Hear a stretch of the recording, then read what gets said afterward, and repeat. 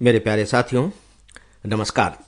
Friends, मुख्य विषय के बारे में मैं अभी कहने की स्थिति में नहीं हूं क्योंकि मेरे पास कुछ बहुत ही इम्पोर्टेंट सी खबरें हैं। इसका मतलब है कि सिविल सर्विस एग्जामिनेशन की दृष्टि से, इसलिए मुख्य विषय के बारे में अभी कुछ भी कहने की मैं स्थिति में नहीं हूं। पहले हम जो खबरें हैं उन्हें देख लेते हैं और यदि वक्त बचा तो इनमें से ही किसी विषय को लेकर के फिर हम आगे बात करेंगे। तो आइए शुरू करते हैं और शुरुआत में करना चाहूँगा जीएम सरसों से। जीएम, जेनेटिकली मॉडिफाइड, ये बहुत इंपॉर्टेंट टॉपिक है आपके सिलेबस का, और खासकर इसके तहत जब बीटी कॉटन की बात हुई थी तब ये एग्जामिनेशन में भी खूब पूछा जाता था। इसके बारे में अभी मुझे दूसरे अखबारों में ज़्यादा पढ़ने को नहीं मिला, लेकिन बिजनेस स्टैंडर्ड ने इसे अपने फ्रंट पेज पर छापा है। तो फ्रंट पेज पर छपी है चूंकि ये खबर तो महत्वपूर्ण है। जब भी कोई हाइब्रिड तैयार किया जाता है, बीज जिसे हम बोलचाल की भाषा में उन्नत बीज कहते हैं, तो ऐसा नहीं कि किसी ने इन्वेंट किया या किसी ने तैयार कर लिया और बेचना शुरू कर दिया। नहीं, बाकायदे उसका एक सिस्टम बना हुआ है, उसकी एक प्रक्रिया है, और उस प्रक्रिया के तहत बाकायदे एक समिति बनी हुई है जिसे हम कहते हैं आनुवंशिक इंजीनियरिंग आकलन समिति, जेनेटिकल इंजीनियरिंग असेसमेंट कमेटी। ये कमेटी है जो बाकायदे जब इस तरह के बीज उसके सामने आते हैं तो उनका वो मूल्यांकन करती है, उनके बारे में जांच परख करती है और इसके बाद फिर वो सरकार से इसके लिए सिफारिश करती है। याद रखिए कि सरकार इसकी सिफारिश मानने के लिए बाध्य नहीं है। तो इसी तरह से अभी एक नया बीज तैयार किया गया है जो सरसों का है, उसका नाम है DMH11। इसे अच्छे तरीके से याद कर लें, DMH11 ये हाइब्रिड सरसों का बीज है। इस समिति ने, जो GEAC कहलाती है शॉर्ट फॉर्म में, इसे पर्यावरण के लिए जारी करने की सिफारिश कर दी है। यानी कि पर्यावरण में जारी करने का मतलब है कि इसे बाकायदे उपयोग में लाया जा सकता है, इसका उत्पादन किया जा सकता है, किसानों को उपलब्ध कराया जा सकता है और बाकायदे इससे कोई पर्यावरण को नुकसान नहीं होगा। इसका असेसमेंट करने के बाद वो सिफारिश करती है। दोस्तों, अब चूंकि इसकी सिफारिश हो गई है और यदि मंजूरी मिल गई तो ये मान करके चलिए कि बहुत ज़्यादा फिर इसके उत्पादन की संभावना हो जाएगी, और ये माना जा रहा है कि ये जो नया बीज है इससे सरसों के उत्पादन में लगभग 30% की वृद्धि होगी। सामान्यतः फ्रेंड, हमारे यहाँ जो एक पारंपरिक जो बीज है उसकी जो औसत उपज है वो प्रति हेक्टेयर 1000 से 1200 किलोग्राम है, जबकि जो वैश्विक उत्पादन है सोचिए वो 2000 से लगभग 2200 किलोग्राम है।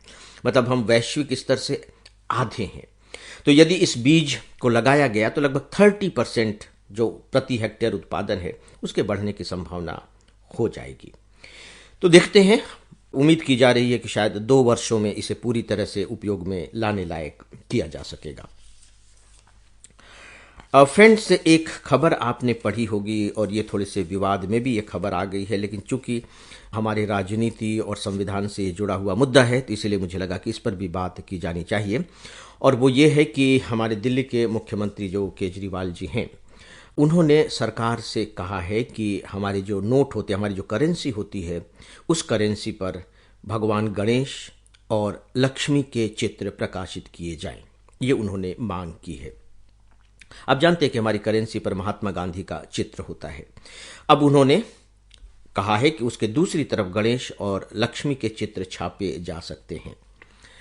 साथ ही साथ उन्होंने एक बात और कही है कि अगर हमारे साथ देवी देवता का आशीर्वाद नहीं है तो कई बार प्रयास करने के बाद भी हम सफल नहीं होते, और इसलिए फिर उन्होंने कहा कि मैं प्रधानमंत्री से करेंसी नोटों पर भगवान गणेश और लक्ष्मी के चित्र प्रकाशित करवाने की अपील करता हूं। ये बात उन्होंने कही। घटना के रूप में एक छोटी सी अपील है, लेकिन इसके बहुत बड़े राजनीतिक मायने हैं। राजनीतिक मायने क्या हो सकते हैं? मुझे लगता है कि आप भी इस पर कुछ न कुछ तो विचार कर ही सकते हैं, कुछ न कुछ बातें तो बता ही सकते हैं। आप देख रहे हैं कि धीरे धीरे कैसे अब खासकर जो भारतीय संस्कृति, जो भारतीय परंपराएं रही हैं, वो अपनी जड़ें मजबूत करने लगी हैं। और ये कोई गलत बात नहीं है। किसी भी देश की अपनी संस्कृति होती है, अपनी परंपराएं होती हैं। यदि वो मानवीय हैं, यदि वो उदारवादी हैं, तो उसमें हर्ज क्या है। और जो भारतीय संस्कृति है, इनफैक्ट चाहे आप हिंदू संस्कृति ही क्यों न कर लें, उसके जो मूलभूत तत्व हैं वो उदारता के हैं, व्यापकता के हैं, समन्वय के हैं। आनो भद्रा कृतवो यंतु विश्वतः कहा गया है, यानी कि जो ज्ञान का प्रकाश है वो संसार के चारों ओर से आने दो। भारतीय संस्कृति ने आज से नहीं, कोई 1000 साल पहले नहीं, बल्कि जब से इसकी शुरुआत हुई तब से कहा है वसुधैव कुटुंबकम, यानी कि ये जो पूरी की पूरी वसुधा है, सोच के देखे, पूरी की पूरी जो वसुधा है ये हमारा कुटुंब है, कुटुंब है, परिवार है। वो ये नहीं कह रहे कि हमारा समुदाय है, हमारा समूह है, कह रहे कि कुटुंब जैसे ही है। जैसे परिवार के सदस्य होते हैं, हमारे इतने निकट होते हैं, उसी तरह से पूरे के पूरी इस पृथ्वी पर जो लोग रह रहे हैं वो हमारे कुटुंब हैं। तो ये उदारता है, राइट। ये हमारी संस्कृति में बात रही है।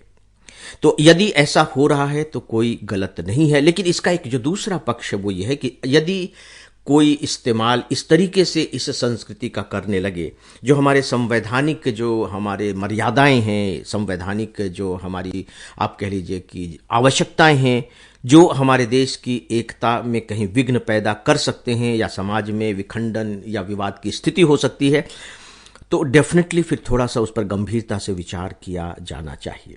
अगर आप परंपराओं की दृष्टि से देखें तो इस मांग में कोई गलती नहीं है।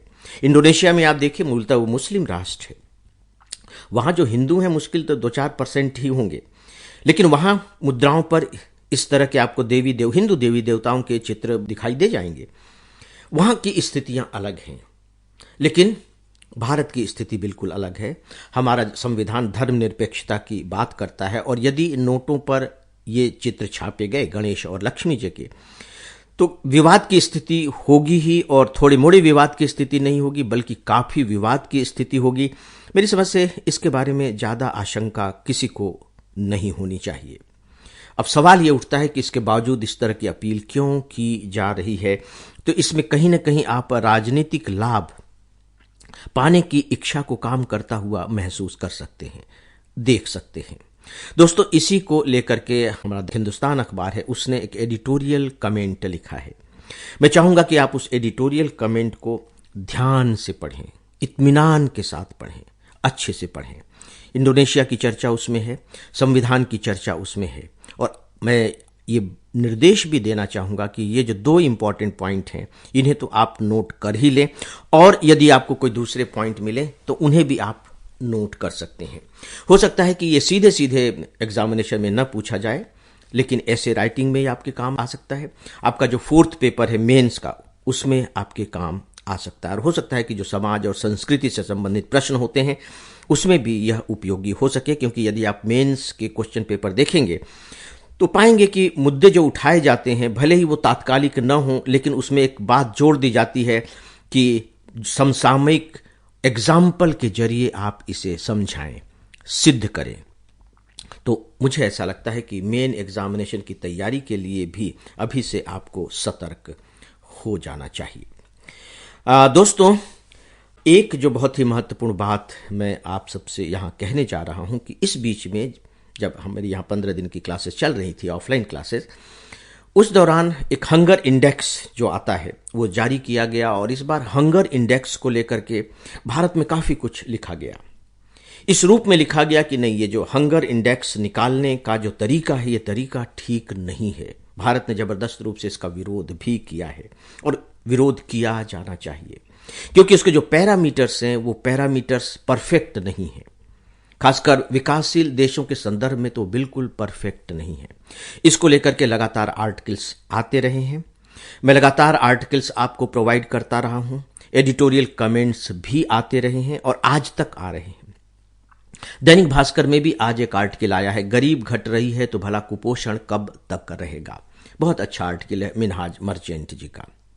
इससे पहले भी मैंने जो आर्टिकल्स आपको प्रोवाइड किए हैं, और इसको मिला करके मैं कहना चाहूंगा कि आपको इसके ऊपर एक छोटा सा नोट तैयार जरूर कर लेना चाहिए, और उस नोट का आधार ये हो कि नहीं, ये जो हंगर इंडेक्स जो आ रहा है ये परफेक्ट नहीं है, ये हमारी बात को सही तरीके से लेकर नहीं चल रहा है, हमारी स्थिति इतनी खराब नहीं है। हाँ, हमारे यहाँ कुछ समस्याएं हैं, नो डाउट कि हम उसे अस्वीकार नहीं कर सकते, लेकिन उसी के आधार पर भारत को हंगर इंडेक्स में इतना नीचे दिखा देना ये जस्टिफाइड नहीं है। आपकी जो लाइन होगी वो लाइन ये होनी चाहिए। तो दोस्तों, ये कुछ बातें मुझे आप सबसे करनी थी। अब वक्त इतना नहीं बचा है कि मैं किसी नए विषय पर आप सबसे बातें कर सकूं, लेकिन कोई बात नहीं, हम लोग कल बातें करेंगे। तो आज बस इतना ही। न्यूज़पेपर्स की क्लिपिंग्स मैं आप सबको प्रोवाइड कर रहा हूं, आप सब देख लेंगे। ईमेल लिखने वाले दोस्तों को धन्यवाद देता हूं, और इन्हीं में से कुछ मित्रों के नाम हैं नेहा कुमावत जयपुर से और साहिल प्रताप। आप दोनों का बहुत बहुत आभार। और फ्रेंड्स, इसी के साथ ही आज के अब इस डेली ऑडियो लेक्चर को यहीं समाप्त